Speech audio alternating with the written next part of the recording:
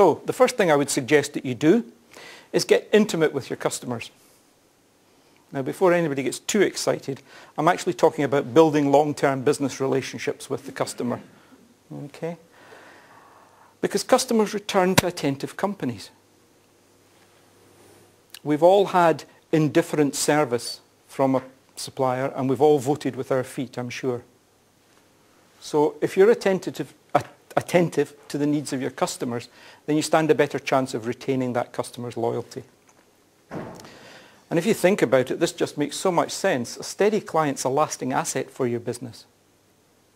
And a one-time customer is a poor investment. And we're going to talk about lifetime values of customers a little later on.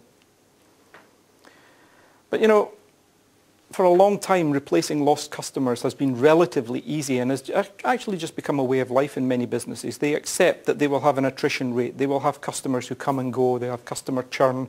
And it's inevitable. You will never stop that in your business. But what you need to do is try and minimize that and minimize the effect that that's having on your bottom line. So managing your customers isn't really just a luxury. It's a survival strategy today, because your best asset in your business is your customer base. Well, here's some quotes from Harvard Business Review. First one, pretty obvious. The longer a customer stays with a business, the greater the value of that customer.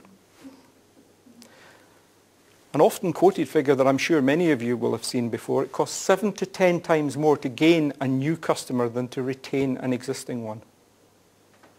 So there's a high cost of acquisition when you're talking about new customers. And if you can take your top customers and reduce the defection from your business to your competitors by as little as 5%, then you can have a very, very significant impact on the bottom line of your business. And on average, corporations lose half their customers every 5 years. Half their customer base that they've worked so hard to get defect within 5 years. And this is the number one reason that people switch suppliers. It's not price. It's common belief that people are very, very price sensitive. If you're conveying value, and that's what you're selling, value and knowledge along with the product or service that you offer, then your customer will be far less price sensitive. Most customers actually switch supplier because of what they call perceived indifference. In other words, they think that their supplier has got complacent and doesn't value the business that they're placing with that supplier.